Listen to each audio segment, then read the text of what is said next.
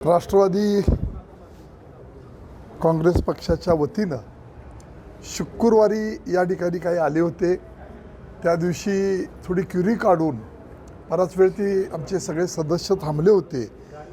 त्या दिवशी झालं नाही म्हणून आज आम्ही ठरवलं की पुन्हा अडचण येऊ नये. उद्याचाच दिवस शेवटचा आहे आणि या सगळ्या प्रक्रिया करताना आमच्या महिला जवळजवळ 4-4.5 तास या ठिकाणी होत्या. पण क्युरीचा कंप्लायन्स तुमचीच पत्रकार बैठक झाल्यामुळं 2-2.5 तास या ठिकाणी त्यांची ती बैठक चालली होती.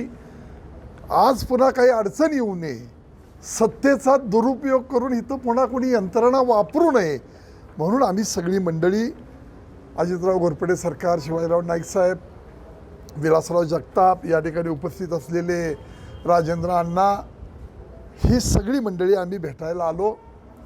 आता वर त्यांच्या सह्या घ्यायचं काम चाललेलं आहे आणि त्या दृष्टिकोनातून आमच्या चर्चा सुरू आहेत कुणाबरोबर जायचं.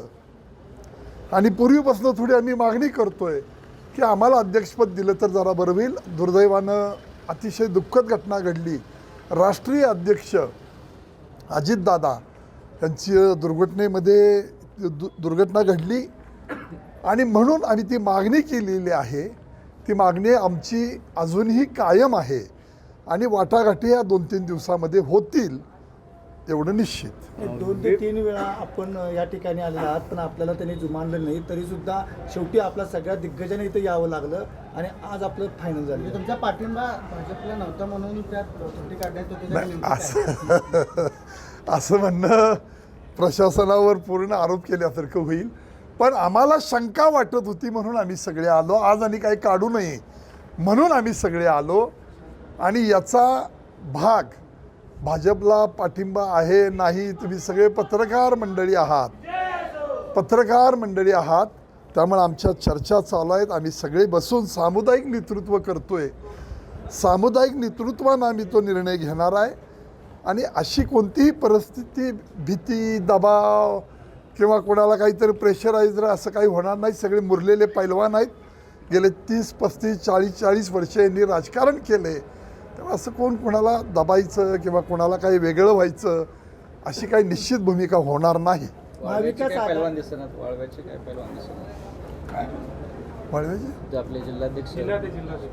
नाही, निशिकांत दादांनी त्या दिवशी थोडासा इथं आमच्यामध्ये एक तो दिसून आला, समज झाला.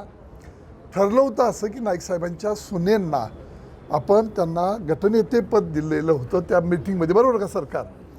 पण इथं पुन्हा कागद येताना त्यांनी तो अधिकार स्वतःकडे घेतला होता व्हीपचा. तो आम्हाला काही पसंत पडला नाही आणि आमच्या परस्पर जाऊन आमचा बाजार करावा एवढी आम्ही वेडी माणसं नाही. त्यामुळं आम्ही ते पुन्हा कुठल्याही परिस्थितीत त्यांच्याशी संभाषण झालेलं नाही. महाविकास आघाडीने तुम्ही गेला नाही, तटकरे आणि सुरेंद्रबाईंनी बैठक बोलवली, त्याला तुमच्यातलं कोणच गेलं नाही. तुमचा नेमका त्याच्याबद्दलचं काय नाही, नेमकं म्हणणं ते निरोप नीट मिळाले नव्हते. कुणी बोलवलं, कशासाठी बोलवलं, कुठं बोलवलं, काय नीट कम्युनिकेशन झालं नव्हतं. जिल्हाध्यक्ष फक्त गेले होते त्या बैठकीला. जिल्हाध्यक्ष गेले, जिल्हाध्यक्ष फक्त गेले होते. जिल्हाध्यक्ष तुम्हाला निरोप कन्वे केला नाही का? नाही झालेलं नाही नीट. बैठकीचं काय नाही, नीट निरोप मिळाले नाहीत, त्यामुळं काय वेळ जाता आलं नाही. मग उशिरा जाऊन काय उपयोग नाही म्हणून मग थांबलो. आता काय भूमिका आहे तुमची सगळ्यांची? आता काय नाही, हे इथलं प्रोसिजर पूर्ण करून घ्यायचं आणि अध्यक्षाची निवड करायची, पुढचं हे करून टाकायचं. अध्यक्षपद निवडीसाठी काय आपण इच्छुक अशा पद्धतीने आहात?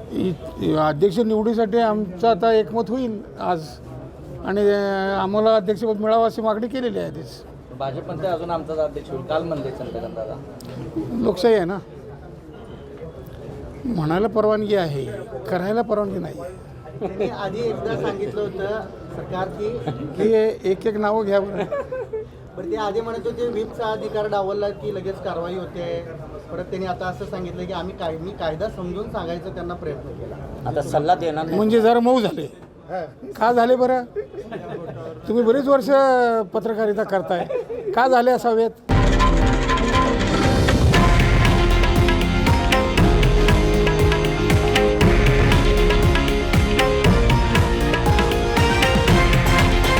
हे आहे देशातील नंबर 1 न्यूज नेटवर्क आणि आपण पाहत आहात TV9 मराठी, एकमेव.